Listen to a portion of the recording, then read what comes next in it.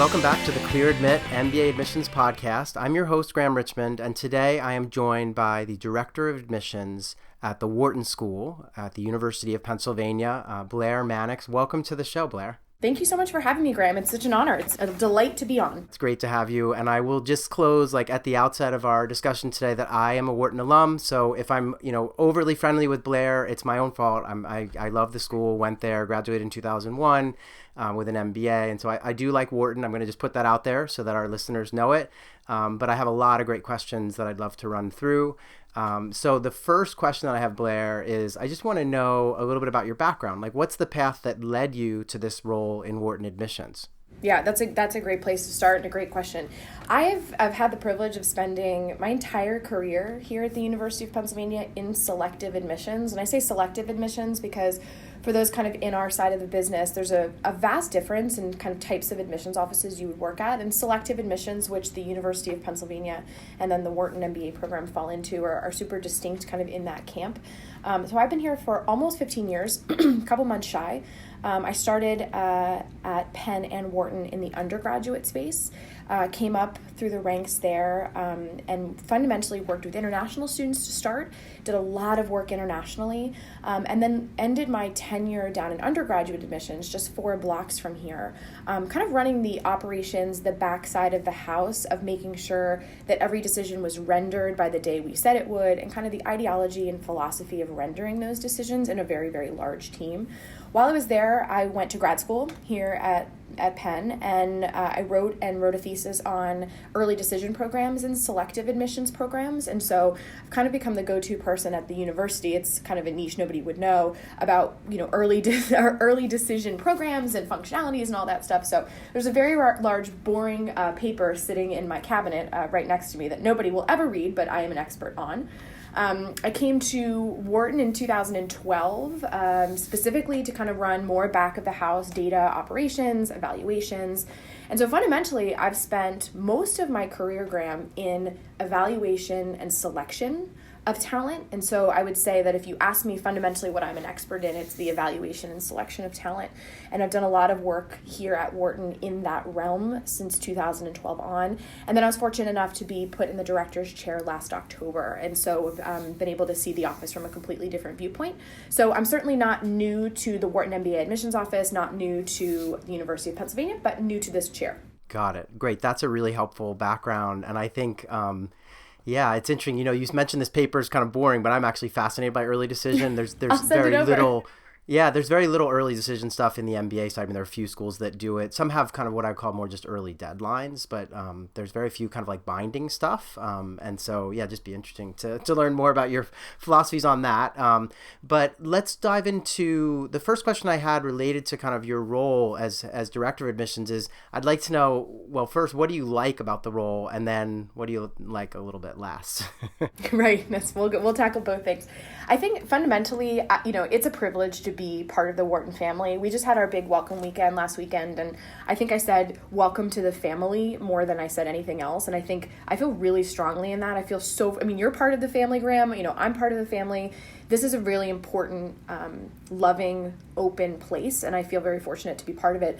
And so for me, I think consistently in this role, you never want to be the smartest person in the room, and I am never the smartest person in the room here at Wharton. And I think that's what I like about it, and you're consistently challenged by professors and students and administration that come from different viewpoints, come from different backgrounds, and really just are experts in their chosen thing, right?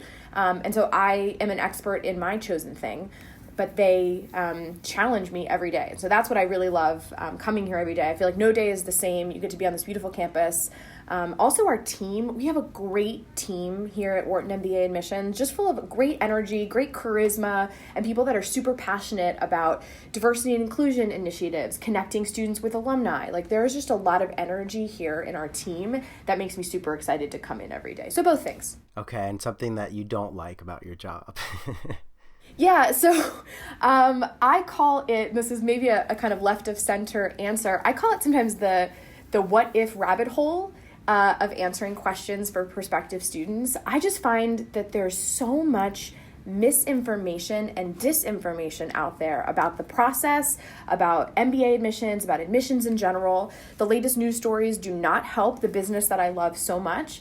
And I find that I meet students all the time, and I try to be super open, honest, clear, and from my heart what the process looks and feels like. And students always say to me, well, what if this? I heard this, and so I find that it's not that I dislike it, it's just that it makes me very disheartened that there's so much disinformation out there. And so one of the things that I hope to do from my chair is really make Wharton a much more open admissions office, transparent about our process, communicative about the ways to source and put together the best application. And so it just bums me out when I talk to students and they don't have all the information. And so I am going to work to change that. I see that as well, because, with clearadmit.com, we have folks kind of weighing in on their decisions and everything. And people come up with really, I don't want to say crazy, but sort of out there ideas, we see people kind of saying, well, did you get an interview invitation yet? Or, right. And then they're kind of like, well, what's the first letter of your last name? And are you located in this city? And people, they come up with the most wild kind of conspiracy theories about how everything's being done. Right.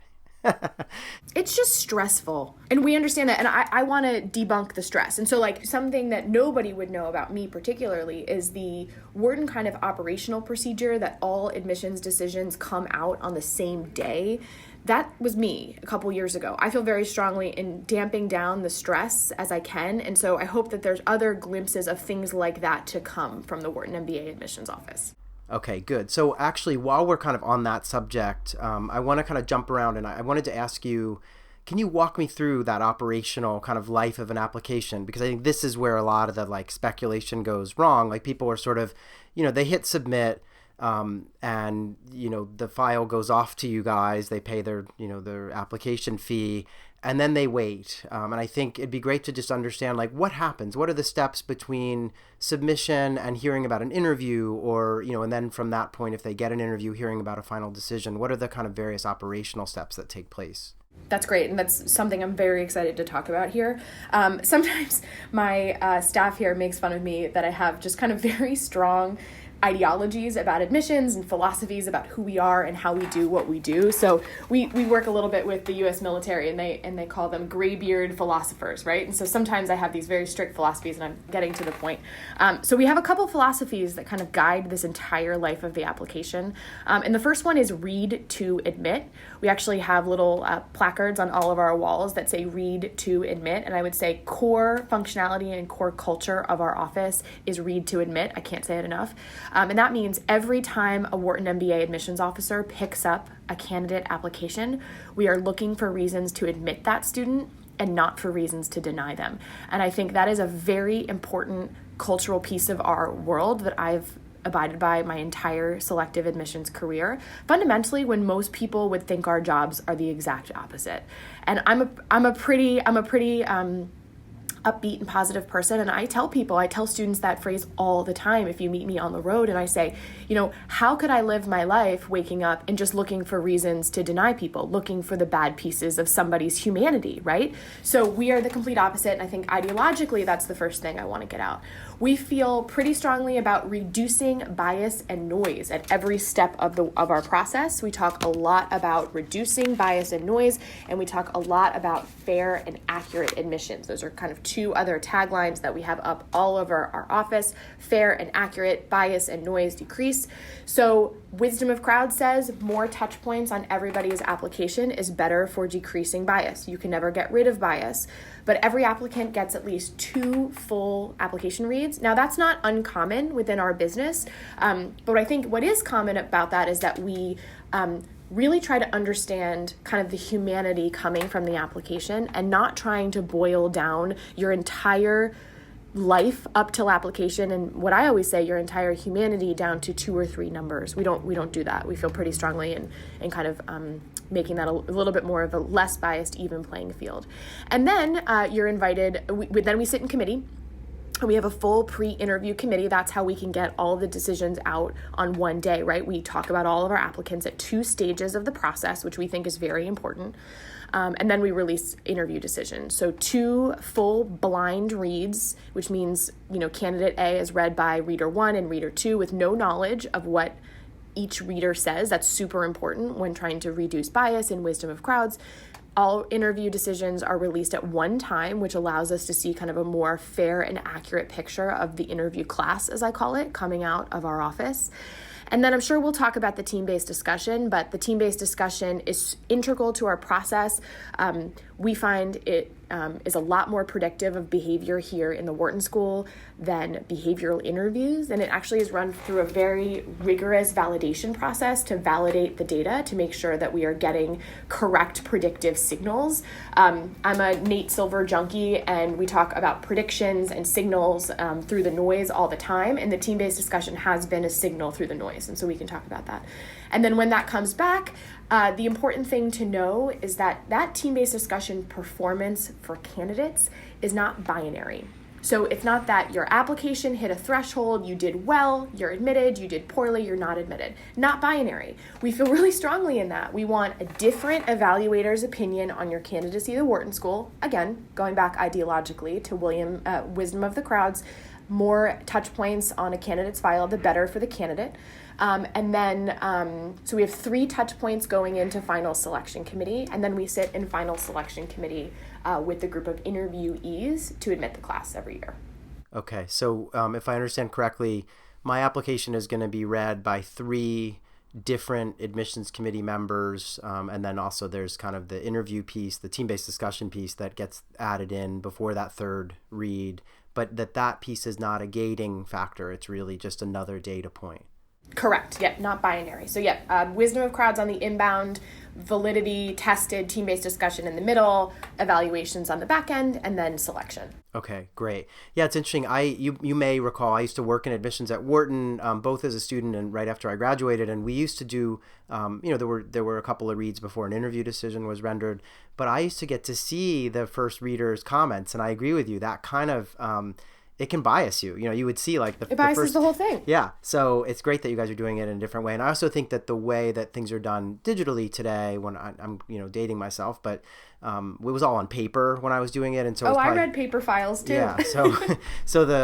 But because it's digital now, it's really easy to probably have someone review a file and have their review be completely separate and not get lost. That is a philosophical cornerstone for us, because you're right. It biases the entire process. And I think intellectually people say, oh, well, every applicant gets 2 reads. Well, if you're reading the commentary from the first reader, it's really 1.1 read at best.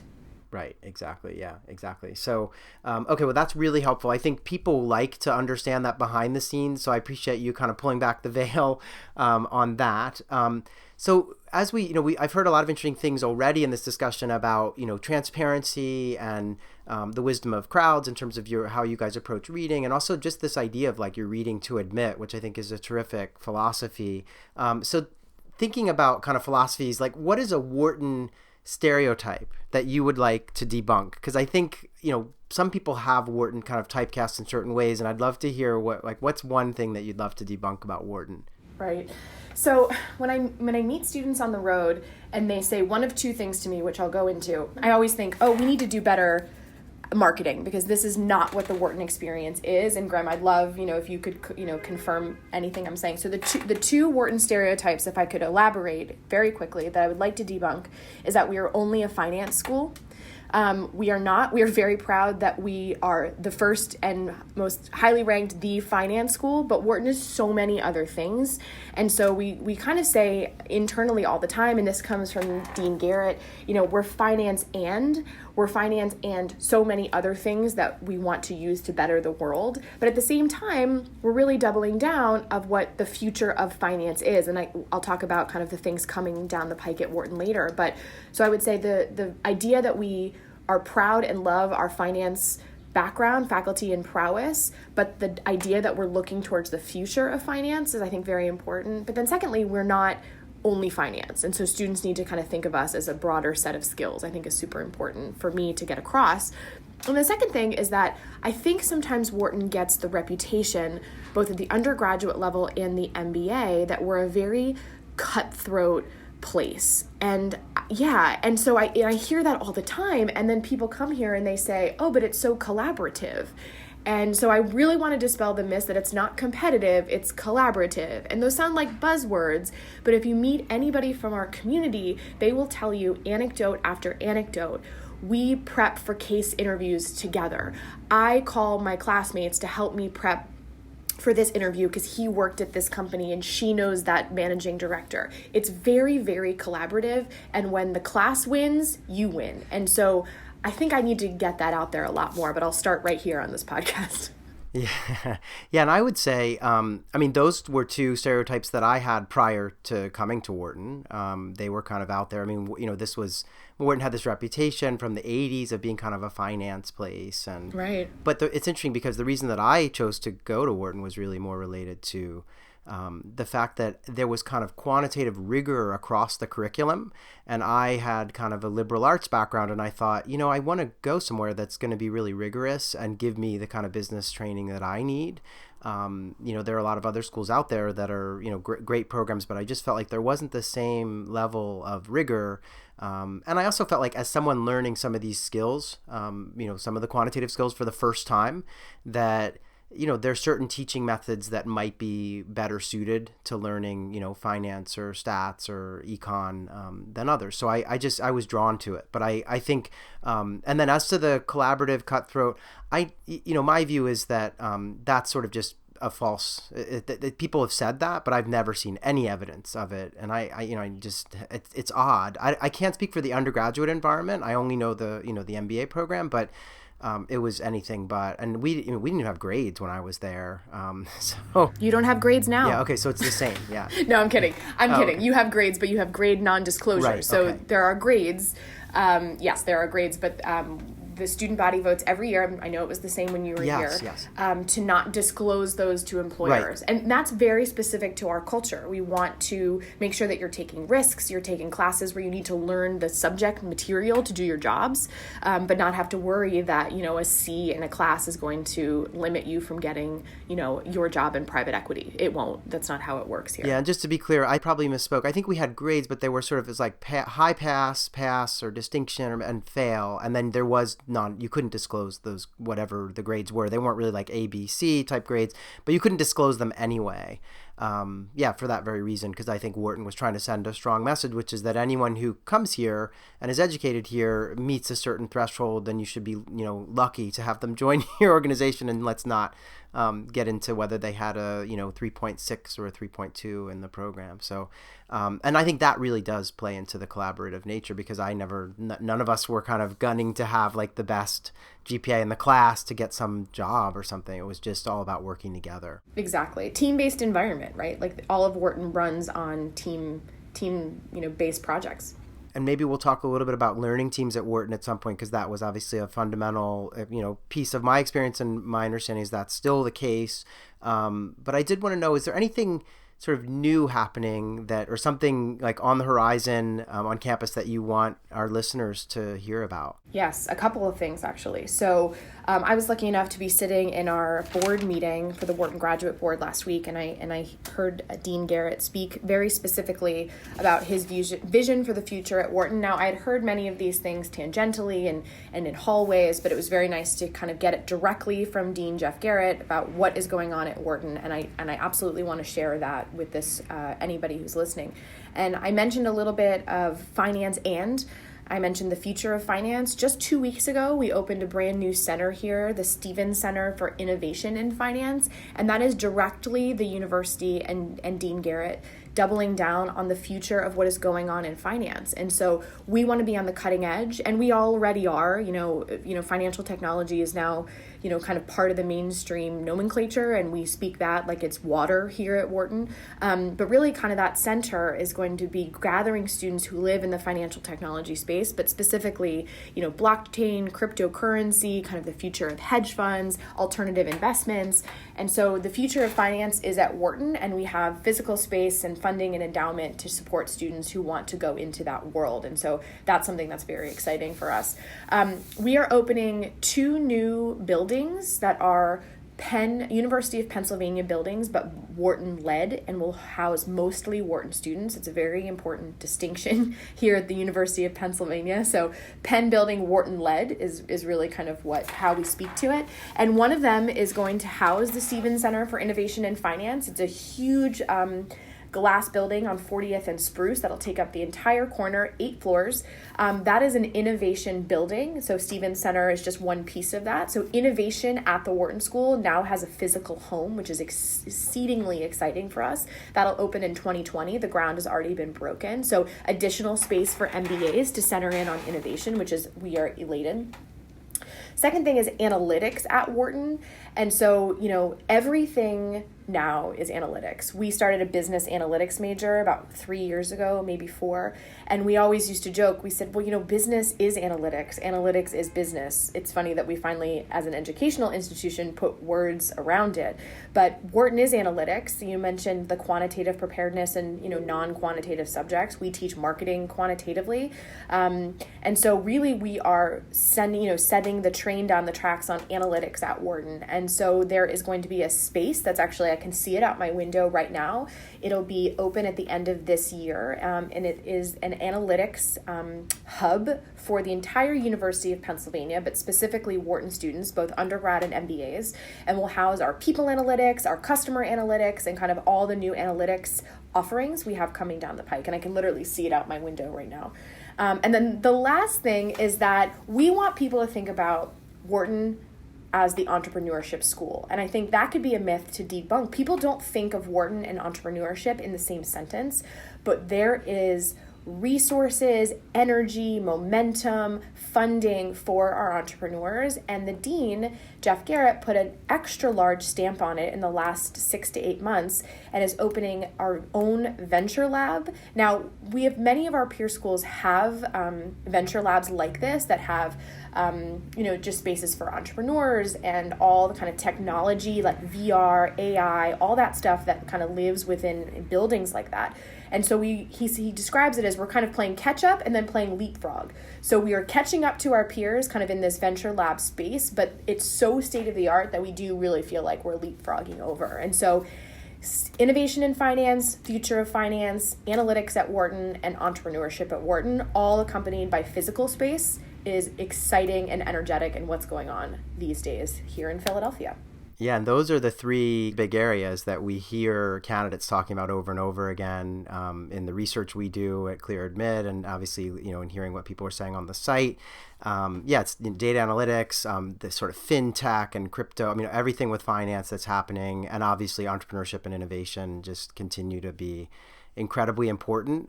It's funny you say Wharton's not associated as much with entrepreneurship.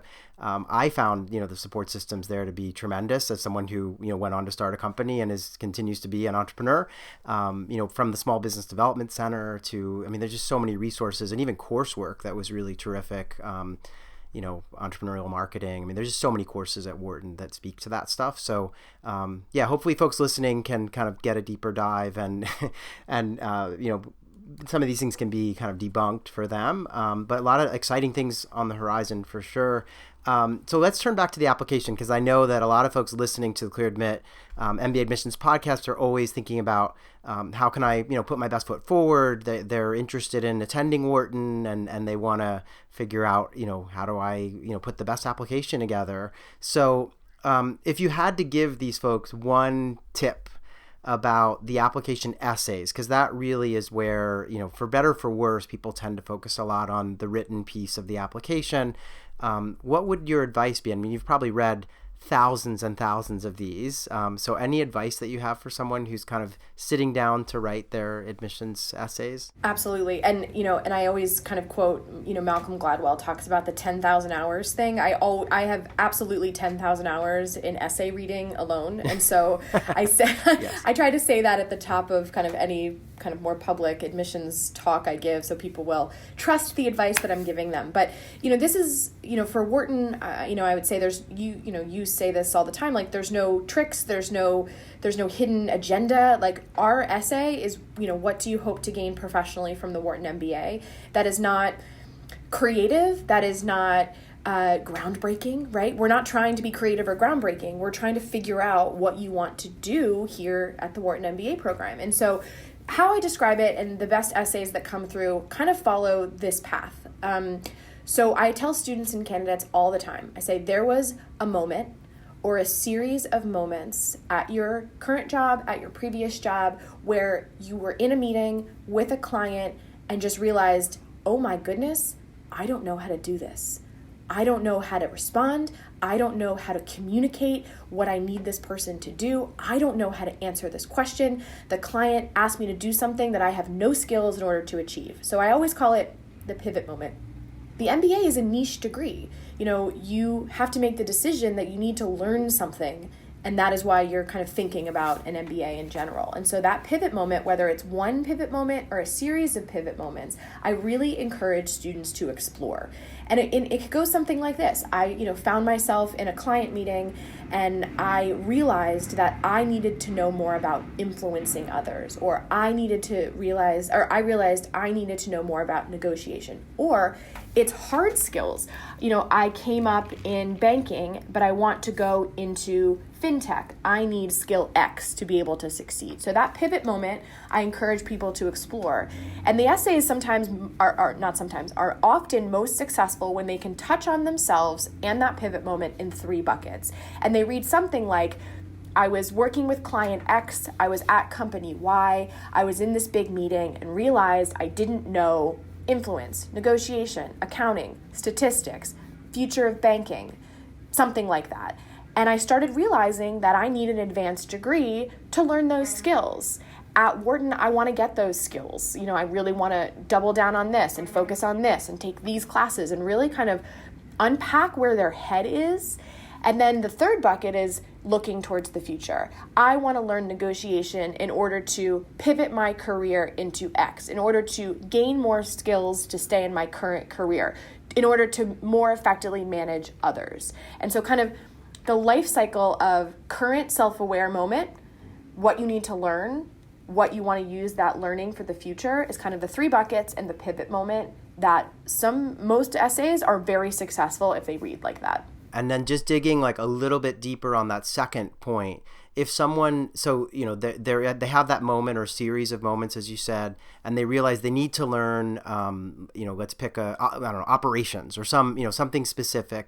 Should they actually go, should they figure out not just like, oh, I want to learn operations and Wharton's great at doing that, or should it be like, I want to learn operations and these 2 classes look absolutely in the sweet spot of what it is that I want to do with that operations background after the MBA? Like, should they literally learn about classes and professors or, things that are really happening on campus? Is it at that level? I know the essays aren't super long. No, they're not long. I would find that, everybody has to do some level of research to figure out if, first of all, the MBA as a degree is right for you, and then second, the school you're applying to. But I would say, it would need to be a little bit more natural. Like, if you are fact-finding because you realize you need more operations work and you find the classes you want to take on our website, please talk about them. But I would say that if it doesn't feel like you would actually need those classes in order to complete the work you want to do in the narrative of the rest of your essay. Sometimes it's a sprinkle in just for the sake of sprinkling content in, and I wouldn't recommend that. Yes. But yeah, if it's really true and you're like, God, I need to take this class, like that'll ring true to us in a written form. Okay, that makes sense. Yeah. So, okay, that's really helpful. While we're talking about application related stuff, obviously the team-based discussion, which you touched upon briefly earlier, it's something that stands out in the Wharton admissions process because it's different, right? It's not something that you see at every school. And so I wanted to just take a moment or two to hear you kind of explain to our listeners, like, what is the TBD? How does it work? Like, who's conducting these team-based discussions? Like, who's the supervisor? And how does one sort of get ready for this? Because it is a little bit of a curveball. It's not something that candidates see at every school. Absolutely. And I will attempt to be brief in my explanation of the team-based discussion, and I really genuinely will. But, fundamentally, the Wharton culture and the Wharton community is a team-based learning environment. You are going to work on approximately 19 teams while you're here in your 2 years of the MBA.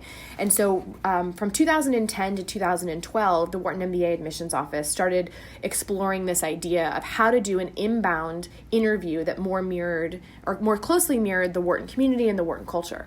And the team-based discussion came out of that, and I could speak for probably a full hour on the kind of robust people analytics and decision analytics architecture that's behind it, the data that is generated, the validity, studies that are done on the data, the predictive power and success of the data have had coming out of the team-based discussion to be predictive of success within the Wharton community.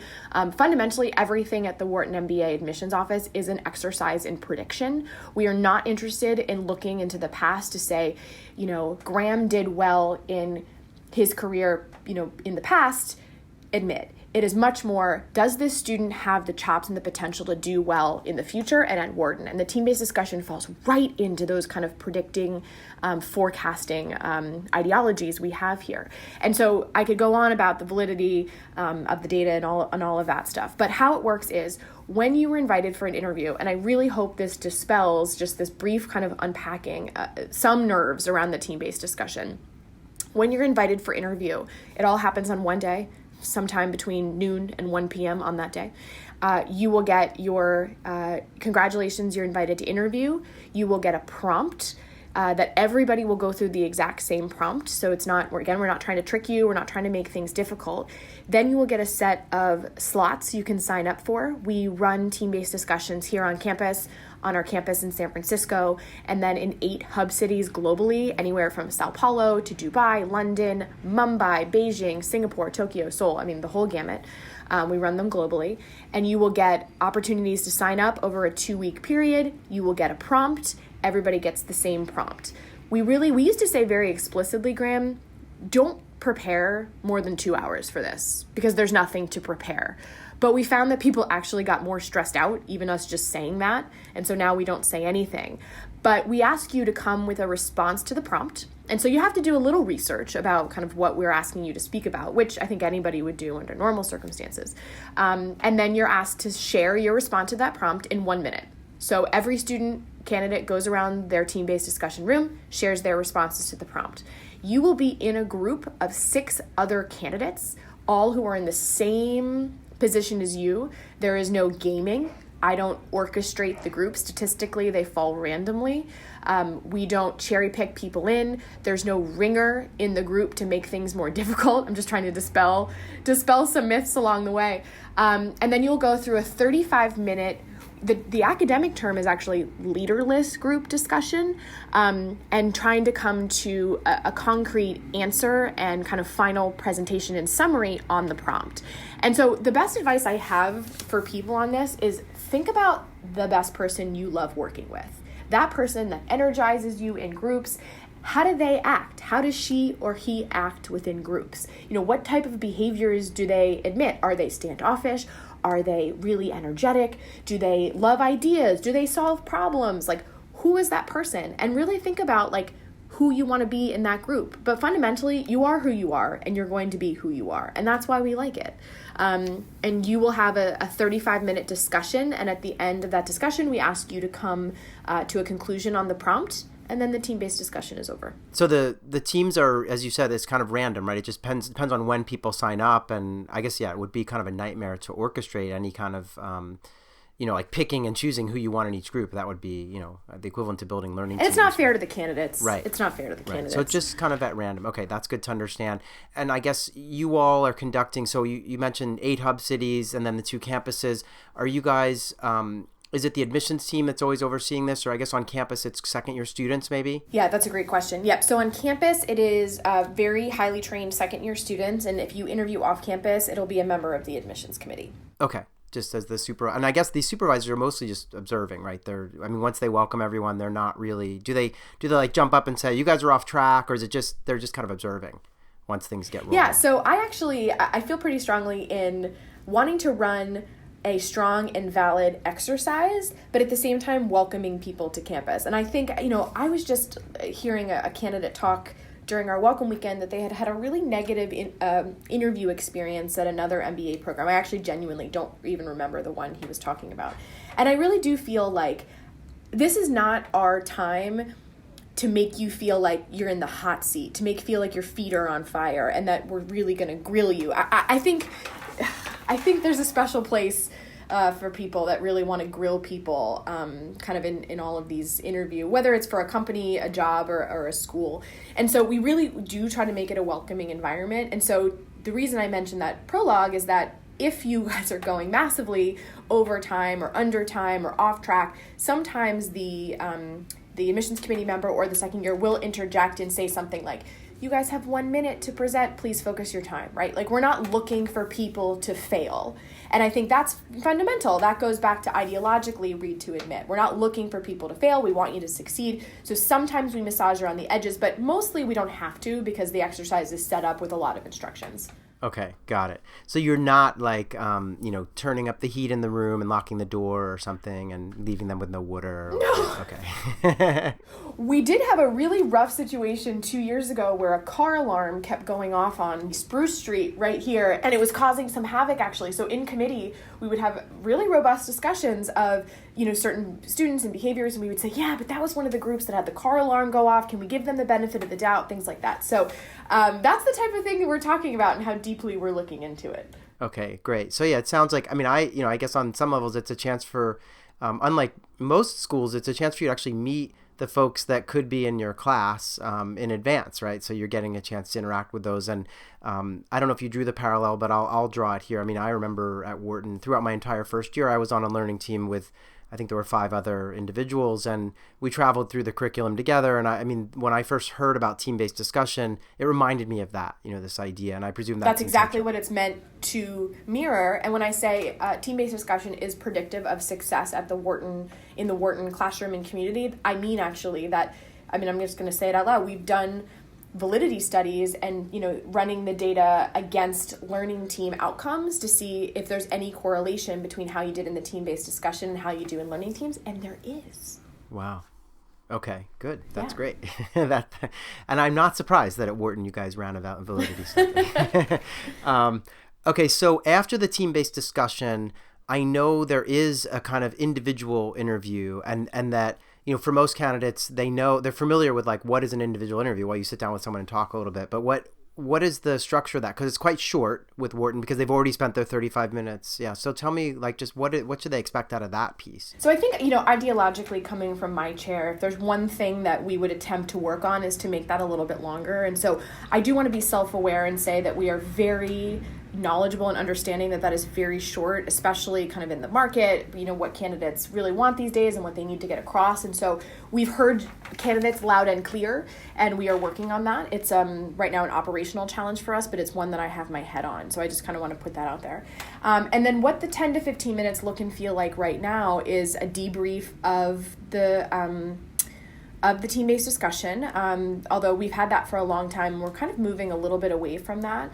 Again, to look, to academia, to look to kind of decision analytics, we're looking for more signals through the noise. And so we're going to ask you a couple of discrete questions that we think and have looked into are predictive of being able to navigate the culture here. And so that's the type of questioning we asked you. But again, we don't walk into a Wharton MBA interview with the mindset that we are trying to grill you, make you trip up, make you not feel comfortable. Like, it's the complete opposite, again, because I don't think I really just in my soul don't think there's a place for that in business school interviewing procedures. And so you'll get asked a certain set of questions, you'll walk through your resume, you'll get questions, you'll get asked if you have any questions for either the admissions committee member or the second year, but it does feel more free-flowing. The second thing I will say is that it is blind in the sense that the interviewer has not read your application. And I know that there's some back and forth in the market regarding that ideology. And I just want to say quickly to anybody listening, we feel really strongly in blind interviews because of the wisdom of crowds, because we want to decrease bias and noise. We want a third evaluator who hasn't read your application to give evaluative commentary on your candidacy. There is too much academic work that says, reading an application or reading kind of a job application will bias you towards or against that student or job applicant. And then you'll tailor your questions, your energy, your write-ups towards kind of every piece of information you saw before. And we want it to be a distinct moment in time within your candidacy. And that is why we continue to do blind interviews. Okay. So it sounds like just as you guys are reading to admit, you're interviewing to admit as well. Absolutely. Yeah. Okay. How can you wake up and think any other way? Right. Makes sense. So I have one more kind of question, and then I have a series. I think I mentioned this to you prior that we're going to do like a lightning round with some silly questions to sort of let people get to know you a little bit more. But the last kind of regular question I have is, what do you think applicants should know about Philadelphia? Because this is a question that we see over and over again on the Clear Admit site, people kind of saying, "Oh, I got into Wharton. Does anybody know anything about Philadelphia?" Because it's not a place that everyone in America has been to or lived. It's not like New York City or Los Angeles, and so it's a slightly smaller city. And I think even for internationals, people in Paris or London, if they've been to the U.S., they may not have been to Philadelphia. So what would you want people to know about Philadelphia, other than maybe what they've seen in the latest Rocky film or something? Yeah, so I will go out and say that I'm biased. I really do, in the last almost 15 years, feel like I work for the Board of Tourism of Philadelphia. And I would proudly take that job if anybody from the Board of Tourism is looking to hire in the next 10 years. I grew up in the burbs of Washington, D.C., and Philly is a very different town than D.C., for anybody listening from D.C., and I feel very strongly in Philadelphia. And so I think, let me just, on the arc of Philadelphia, to your point, Graham, there's not a lot of Wharton MBAs that are from Philadelphia originally or were working in Philadelphia before the Wharton MBA. And I really think this is our strength. Everybody, has either lived in New York, worked in New York, gone to school in New York. So let's use New York as an example.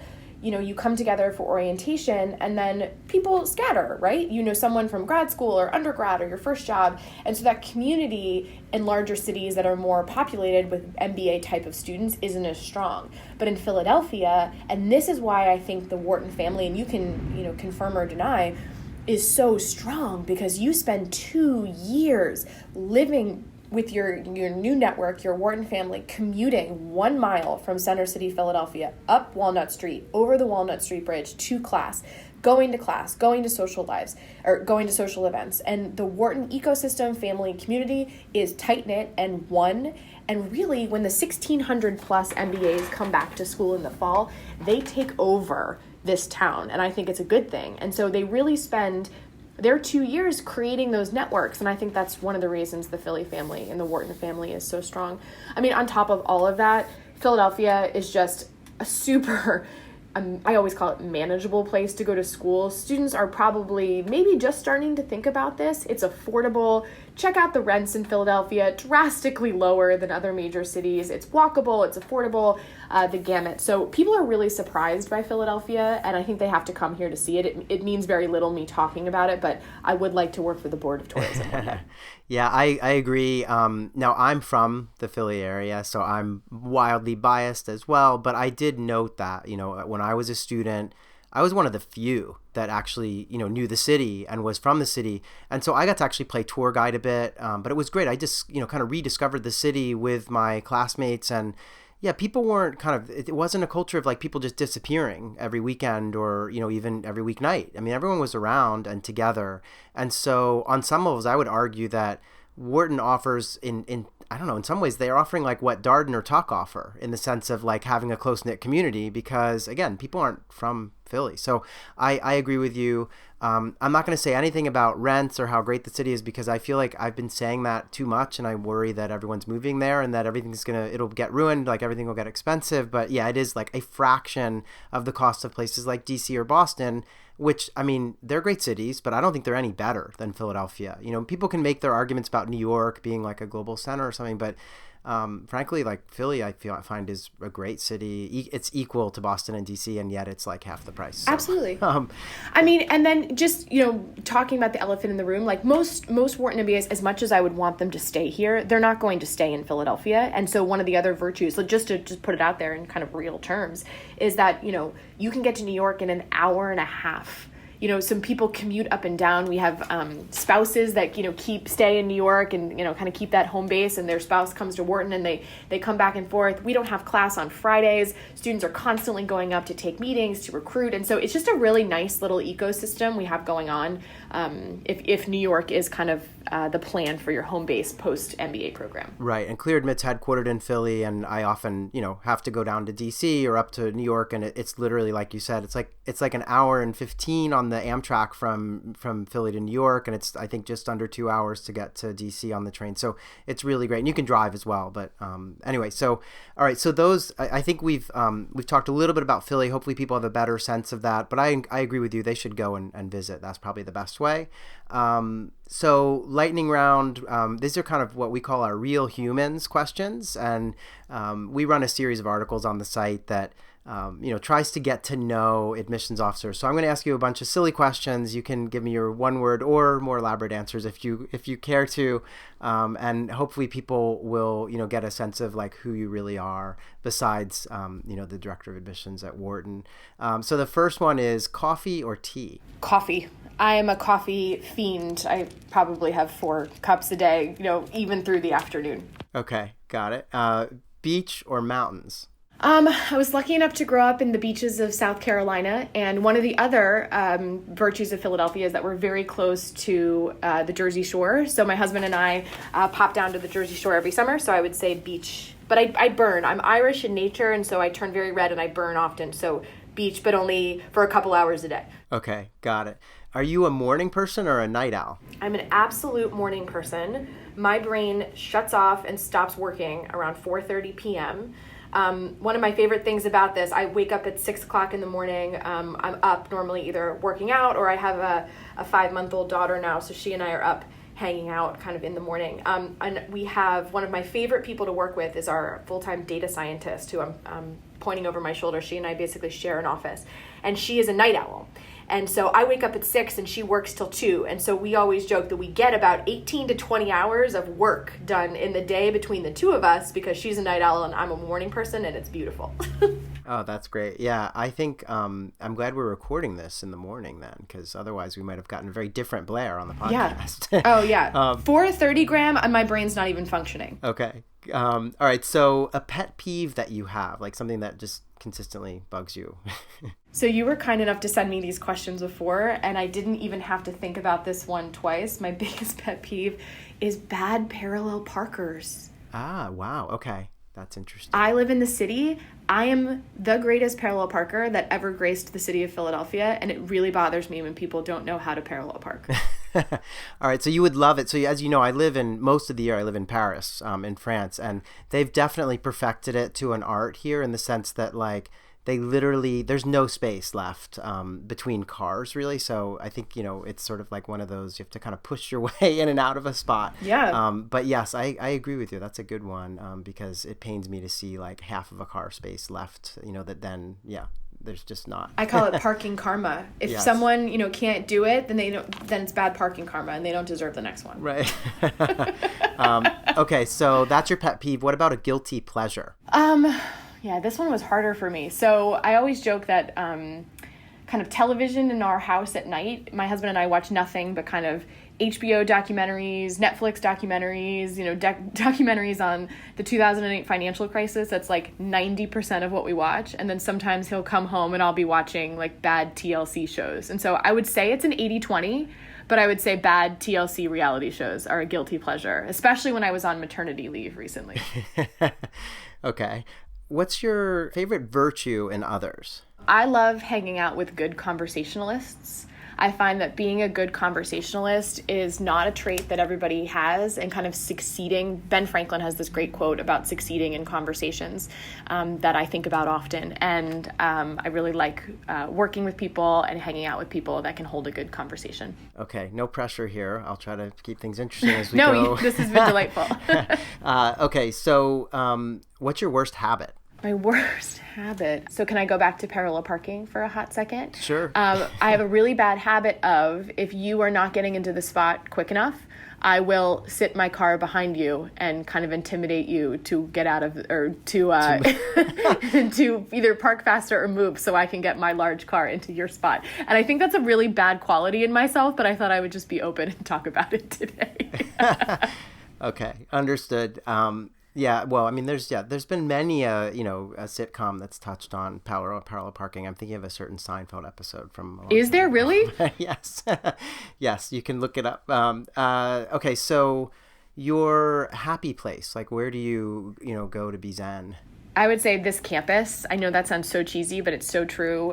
This place, Wharton, not even just Wharton, but the university as a whole, just has a very distinct energy. And I would say kind of walking down the center of campus, Locust Walked, and this is not an ad for the university in any way. That's just genuinely where I kind of feel the best. I feel super fortunate to be part of this community. And it's awesome. You walk through the center of campus, which has a very distinct kind of center walkway called Locust Walk.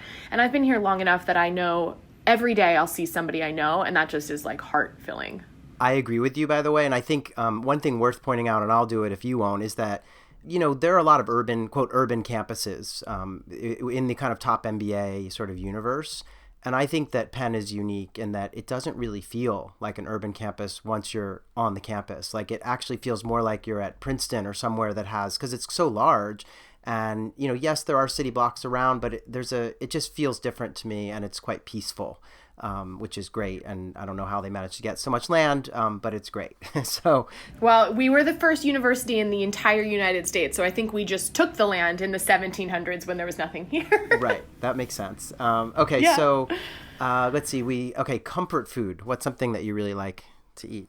Well, I don't want to throw my family under the bus, but we did not eat a lot of comfort food growing up. I come from a proud tradition of my grandmother, my mother, and myself that we do not cook. We are not good at cooking, and I take pride in that, having the third generation of non-cooks in our kitchen. And so when I was thinking about the answer to this question, I was like, I like a good turkey sandwich. I had a turkey sandwich for dinner last night. How pathetic that a turkey sandwich is my comfort food, but that is my answer. Okay. All right. Go-to cocktail. White wine, Sauvignon Blanc. Okay. All right. That's for a good sure. one. Yeah. Your proudest moment. Yeah. So I think I would have had a different answer 6 months ago, but I just had a baby. She's only 5.5 months old. So I would say Halloween of 2018, noon, when she was born. Little Bryn Abigail Mannix. Okay, excellent. Yeah, that is always a proud moment.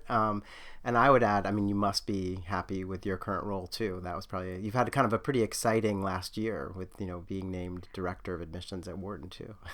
All in the same month. Yeah, all in the same month. And so I think, it was October 2018 will probably go down as one of my best months in my life, both career and personally. On the flip side of that, biggest regret? Yeah, so my biggest regret actually ties into the next question. I don't mean to jump forward, but you wanted to know one thing I would change about how I was raised. So it ties in a little bit, and so I hope to answer two questions with one answer. I'm the oldest of four children. My parents are the absolute most wonderful people on the planet, and they're very cool people too. My mom was an actress. My dad was a professional hockey player. They're just very cool people. But I'm the oldest of four, and I'm significantly older than the other three in my family. And so it's a regret, and also something I would change is that I moved to Philadelphia when my siblings were very young. I have massive memories of my youngest sister moving me into college, and she was still in elementary school, like young elementary school. Yeah, and so I feel like I kind of grew up in a lot of ways in a different city, not close to my family. And Philly and DC are only 2 hours apart, but you get, kind of wrapped up in your own life, whether for me it was college and grad school and Philadelphia. And I just wish that I had spent more time with my siblings as they were growing up, because I left very early, and I feel like I missed huge chunks of kind of their middle school and high school life. And then we all went to college and moved across the world. I had a sister that moved to Denver and was there for 2 years, and luckily she's back on the East Coast now. So I think I would change. I would spend a little bit more time with my siblings because we all have the same personality, and so our holidays are a little aggressive, and we have a good time, but I wish we had more of that time. Got it. Okay. Makes sense. I think I read recently that if there's more than, I can't remember if it's 6 or 7 years gap between siblings, that you're sort of like, if you're the first and then the next isn't born for another 6 or 7 years, it's actually more similar to being like an only child in many like developmental respects or something. I think I read that recently. Yeah. Absolutely. I don't know if I feel like an only child. There were 4 of us and there was twins right after me. So there was definite like ecosystem going on when we were younger. And it was like my parents like no longer man on man. And so we had kind of that fun stuff. But yeah, they were in 8th grade when I left. And so I wish we got more time together. Hopefully they're listening and they'll give you a call and you can all get together. Yeah. Okay, a superpower that you wish you had.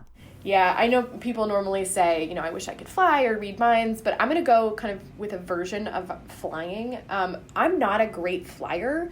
My husband makes fun of me consistently. I fly all the time for this role. I'm in Asia a couple times a year, huge long flights, and I don't mind flying. I just get bored and anxious on the airplane and can't sleep, and so it's kind of a variation of that. I just wish I would be a better and more chill flyer. That would be a superpower for my role right now. Okay. And then, this relates to kind of your own experience with higher ed kind of admissions. Did any schools, like when you applied to college or grad school, were you ever rejected by any school? And absolutely. You were. Okay. And how did that, has that had any impact on like how you interact with those who, you have to say no to? Is this why that kind of read to admit thing is, or what is it that? The read to admit thing comes from a completely different place. I think that just comes from my personality.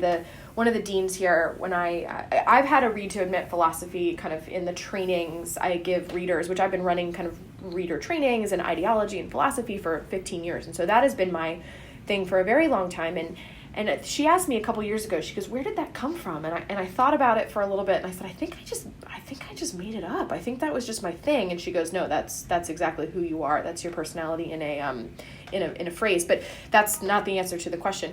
I would say, it actually dovetails into why I'm in this business in the first place. I transferred schools as an undergraduate twice, which is very, very unusual. And there's a couple reasons I did it that I won't go into now, but I ended up at the same school I started at. So that was my first transfer was away and my second transfer was back. And it doesn't really speak to who rejected me, but the reason, and it's a direct line, and I say this all the time to people that are interested in getting into admissions that come into my office, and it happens about once a month. People say, how do I break in? How do I do what you do?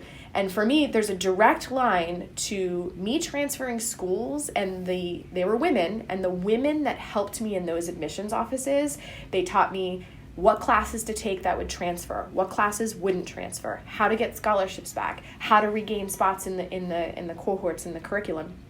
And those women, I say it to this day, I've said it many times, saved my life.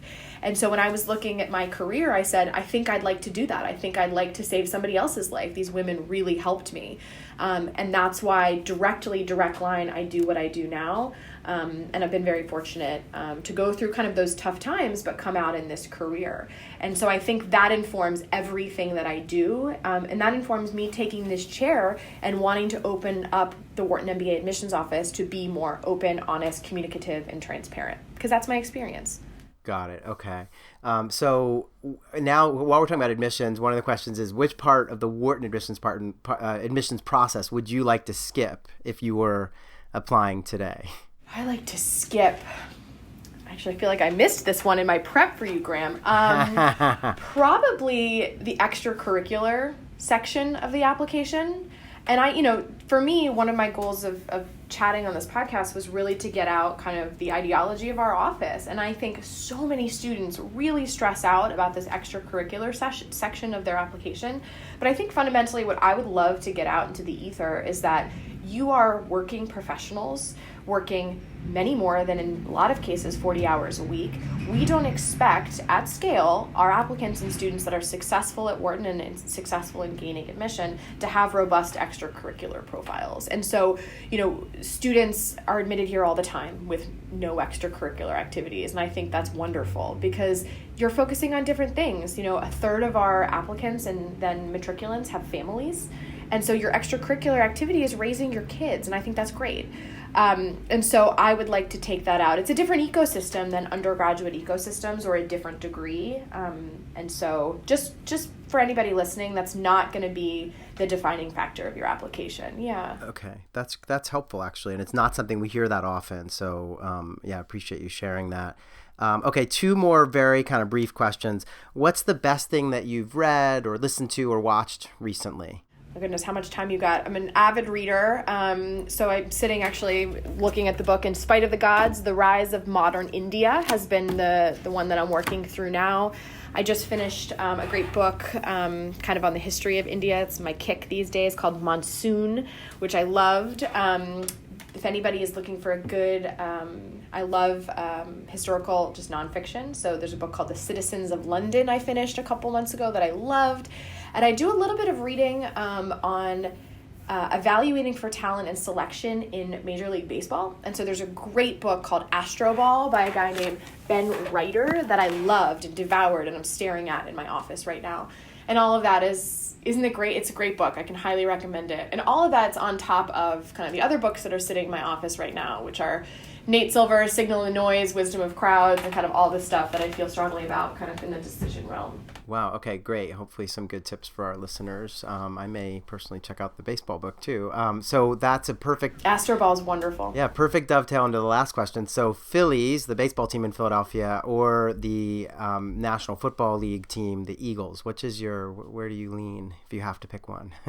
Well, again, Board of Tourism of Philadelphia. I'm going to have to go with the Eagles just because I find football a little bit more interesting, although intellectually I like the study of talent selection in baseball.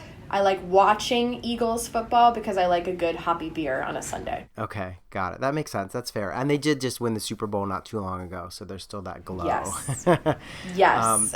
Great. Well, Blair, I really appreciate you joining us today on the podcast, and I'm sure that our listeners are just going to really have enjoyed kind of hearing everything you've had to say, and that this will be a great tool for them as they travel through the admissions process and maybe get a chance to meet you on the road as well. But thanks so much for taking part. And I did want to remind our listeners, if you like these sorts of podcasts, please rate and review our podcast in iTunes. We've had some terrific reviews and ratings, and I sort of want more and more and more. So please take the time to do it. I know it's kind of a pain, but just give us a good rating and a review, and we really appreciate it. We get you more episodes like this one. So Blair, thanks again for taking part, and hope to see you soon. Awesome. Thank you so much, Graham. This was a joy and an honor, and I'm really excited I got to talk all about what's going on at Wharton MBA admissions. Yeah, it was really a pleasure. Thanks again. Thanks.